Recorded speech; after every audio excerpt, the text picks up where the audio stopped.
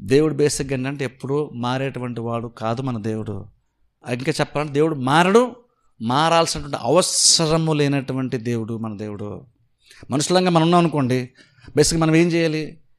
మనం కొంచెం బెటర్గా మారాలి. విశ్వాసం కాబట్టి మనం కొంచెం బెటర్గా మారాలని దేవుడు కూడా చూస్తాడు. మనం మారాలి ఆ విషయంలో. ఇంకో విషయం ఏంటంటే, ఎందుకు మారాలంటే మార్పు మనకు అవసరం. ఖచ్చితంగా మార్పు మనకు అవసరం. ఎందుకంటే నువ్వు మారకపోతే నువ్వు కొన్ని ఆశీర్వాదాలు పొందుకోలేవు. నువ్వు మారకపోతే నువ్వు దేవుని చేతుల్లో ఉపయోగపడవు. మనం ఖచ్చితంగా మనం మారాలి. మారితేనే మన భవిష్యత్తు, మారితేనే దేవుని మంచి వీలు మనం పొందకుండా, మారితేనే మనకి ఆశీర్వాదం. దేవునికి అనుకూలంగా మనం మారితే. కాబట్టి మనం మారాలి. ఖచ్చితంగా మార్పు మనకి అవసరం. ఎందుకంటే మనం అంత పర్ఫెక్ట్గా మనం లేము. మనలో కూడా చాలా ఉన్నాయి. అది కరెక్ట్గా మనకు కూడా తెలుసు. కాబట్టి ఖచ్చితంగా మనం మార్చుకుని తెరాలి. అందుకే మార్పు మనకు అవసరం. కానీ దేవుడికి మార్పు అవసరం లేదు. ఎందుకంటే దేవుడు ఆదిలో ఎంత మంచోడుగా ఉన్నాడో, ఎంత ప్రేమ స్వరూపో, అంతకు మించి ఆయన కూడా ఇంకా మంచోళ్ళ కింద మారలేనంత మంచోడు ఆయన మొదటి రోజే ఎంత మంచితనం ఉండాలో అంత మంచితనం ఆయనకు ఉంది.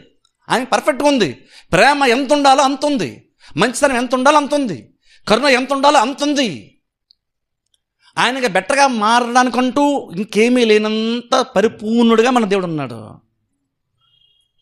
ఆయనలో ఎటువంటి చెడు కూడా లేదు కాబట్టి, అలాంటి ఛాయ కూడా లేదు కాబట్టి దేవుడైతే మారాల్సిన అవసరం లేదు. దేవుడు ఎందుకు మారాలంటే మారాల్సిన అవసరం ఆయనకి లేదు. ఎందుకంటే ఆయన పర్ఫెక్ట్.